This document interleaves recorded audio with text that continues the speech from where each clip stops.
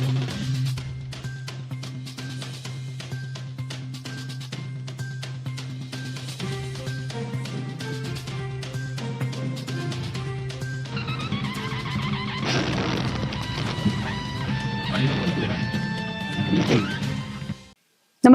आपण पाहता Hirkani news. Hirkani news प्रत्येक क्षण ताज्या घडामोडी आणि महत्त्वाच्या प्रत्येक बातमीसाठी नेहमी तत्पर. कोल्हापुरात सोनम वांगचूक यांच्या आंदोलनाला पाठिंबा, केंद्रीय शिक्षण मंत्र्यांच्या राजीनाम्याची मागणी.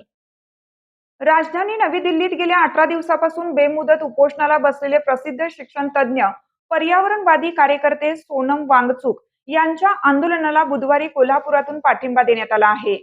पेपर फुटीची नैतिक जबाबदारी स्वीकारून केंद्रीय शिक्षण मंत्री धर्मेंद्र प्रधान यांनी त्वरित राजीनामा द्यावा, अशी मागणी यावेळी करण्यात आली.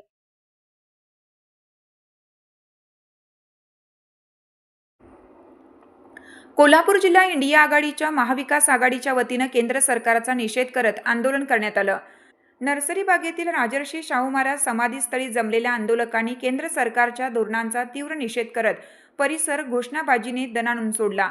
तसेच 20 जुलैला दिल्लीमध्ये जंतर मंतर पासून संसद भवनावर निघणाऱ्या भव्य मोर्चाला पाठिंबाही देण्यात आला.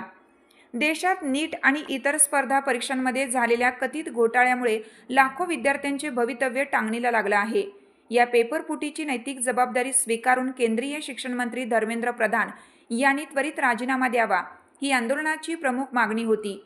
याच मागणीसाठी सोनम वांगचूक जंतर मंतर मैदानावर उपोषणाला बसले आहेत. या उपोषणाला आज कोल्हापुरातून पाठिंबा देण्यात आला. आंदोलकांनी हातात फलक घेऊन व केंद्र सरकारच्या विरोधात जोरदार घोषणाबाजी करत संताप व्यक्त केला.